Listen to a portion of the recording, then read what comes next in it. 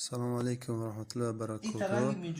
برادران، این هم یک خبر خوب بگیم شنیدیم، خبر خوش. این در همین سوره حضرت، این در قرآن کریم، در سوره حضرت الحمد، سوره حضرت الف لام ده، این همین بین همین ده انا میجه ده، این همین بین همین جوره بکویم بخیم ورقوره میجه حضرت پیغمبر یا طوری ریش شای همین انا حضرت دوملو خود دیده و کاری که همین مسلمان را همش بگم کورا بکنن در همین هسته. انا مقصد در اوج شمادگی و کنن به جوشونانه بعد شیرگرمش کنن در پیولا همه یک قرتی اهل اویله بگیره ای کسل انشالله که نجات میو و اینا میجه مو کفته میفته اینا میجه اینها اهمیت بتیه اینا هست میجه اینا مو کفته در حقیقت یفتیم اینا هست به حد بوری که اینه که احتیاط کنه با اهمیت بکوی با اهمیت بتیده مقصد. سلام علیکم و رحمت الله و برکاته.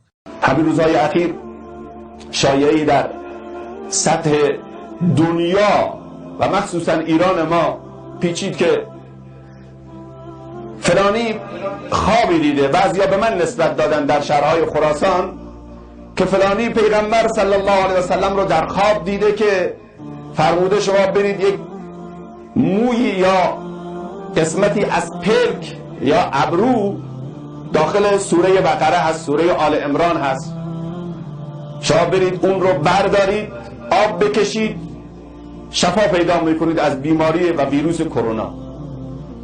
قسمتی از شهرهای ایران این خواب رو به من نسبت دادن.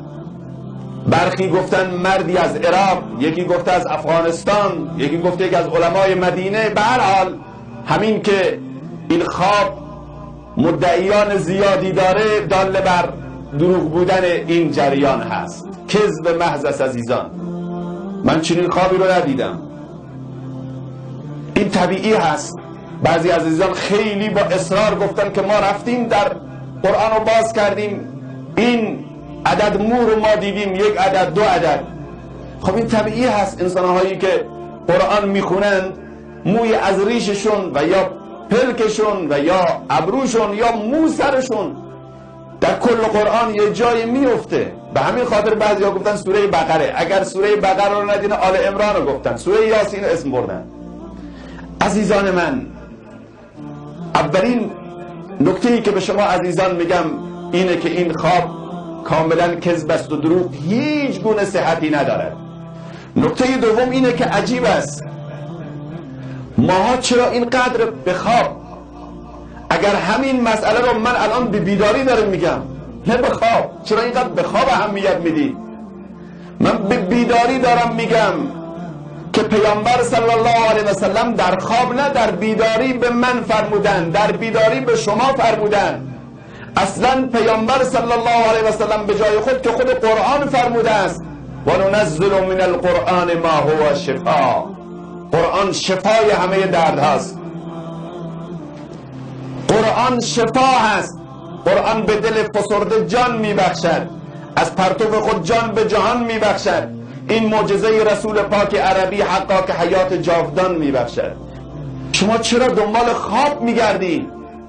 چرا حتما باید یک نفری خرافه‌ای رو در جامعه ترویج کند، یک کذب محضی رو؟ عجیبیم، همه چیز عوض شده.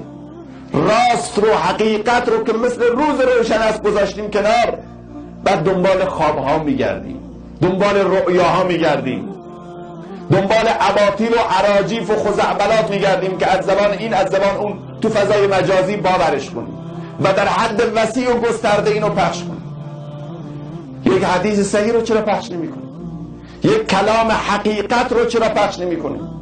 در پخش و نشر آیات قرآن و مفاهیم دینی چرا اینقدر لنگی؟ آخرین باری که قرآن رو باز کردیم کی بوده؟